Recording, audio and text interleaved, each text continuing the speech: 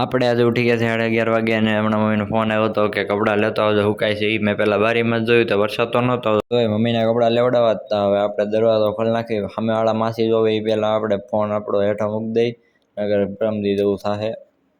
बहुत तेज हो रहा है, बहुत तेज हो रहा. આપણે ફાઇનલી કપડાં લઈ લીધા છે અને ટબ આપણે નીચે મૂકી દઈ અને હવે આપણે નાહવા જઈ. પણ જેવો નાહવા ગયો ત્યાં મમ્મીનો ફોન આવ્યો કે પહેલાં ખાવા આવ્યો, એટલે પછી આપણે કપડાં ભરેલું ટબ લઈને નીચે જાય ખાવા. ટ્યુશનમાંથી મેસેજ આવ્યો હતો કે આજે પરીક્ષા છે. આપણે પણ પરીક્ષા દેવા તો જવાનું હોય નહીં, એટલે આપણે ઘરના કામ કરવા પડે. મમ્મી કેમ કરવું પડે જોઈ લ્યો. પછી ખાઈને આપણે નાહીને નવરા થઈ ગયા છીએ અને આપણે જોઈ લો વાંચી છીએ પેમ્પલેટ વાળી નાખ્યા, બોલપેનનું ને બોલપેનું પતાવી નાખી, भाई साहब कुछ ज्यादा नहीं हो गया? રંગોળી નાની એવી દોર નાખી. વાંચી લીધા પછી કાંઈ કામ નહોતું મળતું અને કંટાળો હતો, એટલે આપણે ગેમ ચાલુ કરી દીધી છે. તો હું ગેમ રમું છું, જો નકર પછી તમે સ્કીપ કરી દો.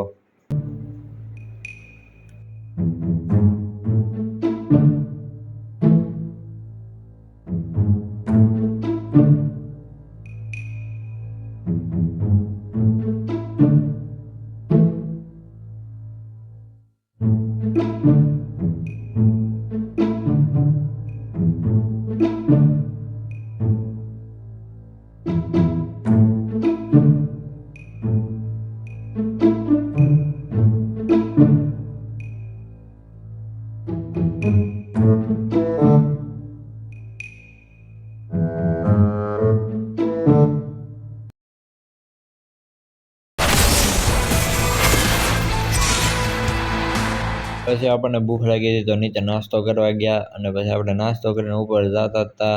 તે આજે વિચાર આવ્યો કે આજ કંઈ નવા જૂની થઈ નથી, એટલે આજે નવો વ્લોગ બનશે નહીં. અને હવે રાત થવા આવી છે, તમને અત્યારે દિવસ લાગતો હોય છે.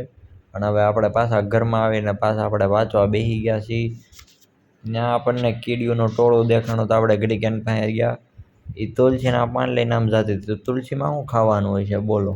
પછી મેં વિચાર્યું ક્યારની બળ કરે છે એટલે પાણી પાઈ દો, પણ પાણી પાતો તો એમ તો આગી જતી હતી.